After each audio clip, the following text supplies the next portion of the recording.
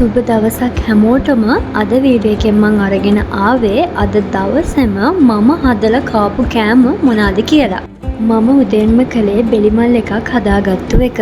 ඒකත් බොන ගමන් මම මේ හදන්නේ උදේට කෑම එක හදාගන්න. දැන් වෙලාව පාන්දර 3:00යි. මේ දවස්වල මට ඉක්මනට හැරෙනවා. ඉතින් මම ඉක්මනින්ම කරන්නේ බ්‍රෙක්ෆාස්ට් එක හදාගන්න එක. අද මං හදන්නේ ඇඟට හොඳ වගේම අපිට ලේසියෙන් හදාගන්න පුළුවන් බ්‍රෙක්ෆාස්ට් එකක්. මම අද එළවලු තම්බලා ගන්න තමයි හදන්නේ. මම ගත්තු අද එළවලු තමයි කැරට්, අල, බෝංචි, බණ්ඩක්කා, ඒ වගේම බිත්තර, බඩිරිඟු කරලකුත් ගත්තා.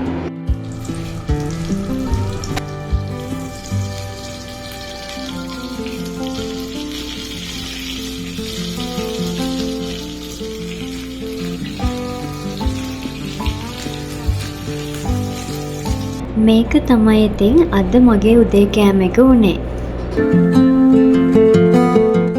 මම මගේ උදේ වැඩ ඉවර කරගෙන දැන් මේ හදන්නේ ලන්ච් එක හදාගන්න.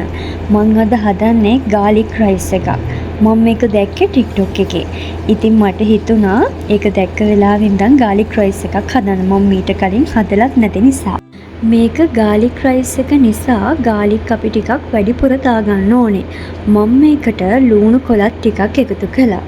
මම මේකට ඔයිස්ටර් සෝස් ටිකකුත් එකතු කරා. එතකොට රස තවත් වැඩි වෙනවනේ.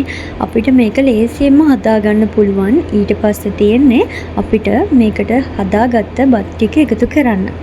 මම මේ බත් එකත් එක්ක කන්න එක් හරියකුත් හැදුවා. මේක හරිම රසට ආවා. ඒ වගේම මම තව සැලඩ් එකක් හදන්නත් එක්ක තමයි හදන්නේ.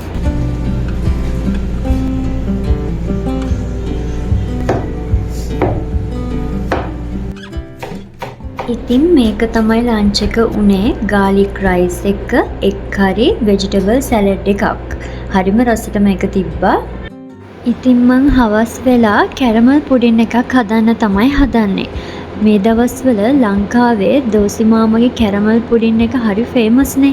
ඉතින් මටත් හිතුණා ඒ වීඩියෝස් දැකලම හදන්න. මේක මම හෙට කන්න හිතාගෙන තමයි මේ හදන්නේ.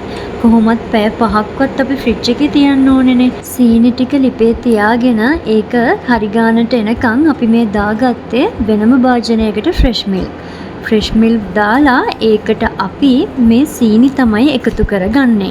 සීනි ටික දිය වෙනකන් හොඳින් හැඳිගා ගන්න ඕනේ. ඊට පස්සේ මම මේ එකතු කරන්නේ බිත්තර. මම මෙතන බිත්තර 4ක් අරගෙන තියෙනවා.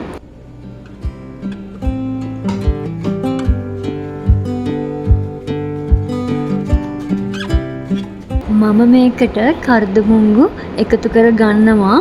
ඊට පස්සේ ඒකත් හොඳට කලවම් කරන්න තමයි තියෙන්නේ. පැණි කරගත්තු සීනි ටික මම මේ වැඩ ටික කරන අතරතුරේම ස්ටීම් කරන භාජනයට දාගත්තා.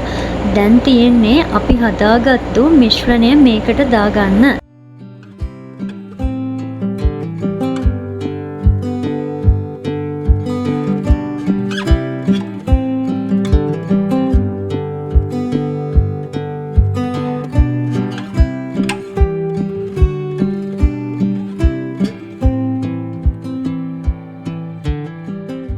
මම මේක රයිස් කුකර් එකේ තමයි ස්ටීම් කරගත්තේ. මේ දැන් තියෙන්නේ පැය 2කට පස්සේ ෆ්‍රිජ් එකේ දාලා ගත්තාම.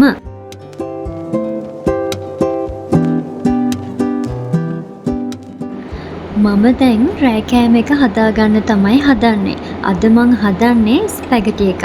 ටිකක් මේක අද විශේෂ විදිහට තමයි මං හදන්නේ. මේකට මං අරන් තියෙනවා බෙල් පෙපර්, මෂ්රූම්, ඒ වගේ මෙහි තියෙන තව කොළ වර්ගයකුත් මේකට දානවා.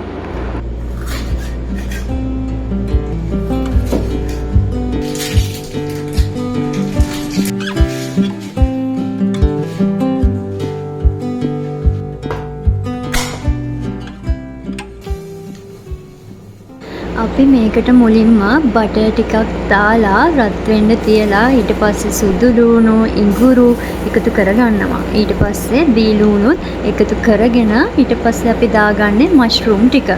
මෂ්රූම් ටික දාලා ටිකක් වෙලා ඒක රත් වෙන්න දීලා අපි මේකට කොළ ටික, බෙල් පෙපර් ටික එකතු කරගන්න ඕනේ.